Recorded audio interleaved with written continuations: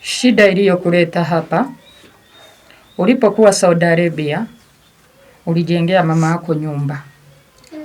Ulipomjengea nyumba, kuna watu wa familia ambao hawakufurahia kwa hicho kitu chenye ulichomfanyia. Uliona umefanya kizuri, lakini wengine wanaona umefanya kibaya.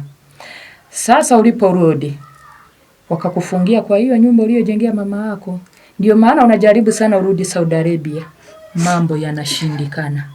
Umefanya juu chini, unaopea pesa zako, unajikuta wameshakufinya. Sasa hapo hatuna cha kufanya, ila cha kufanya ni kukufungua. Lakini ujue walikufungia kwa hiyo nyumba uliyojengea mama yako. Nipe mikono yako. Sasa kitu chenye tutafanya, nitakupea dawa. Utaenda uoge kwa njia panda. Itakuwa saa 6 za usiku.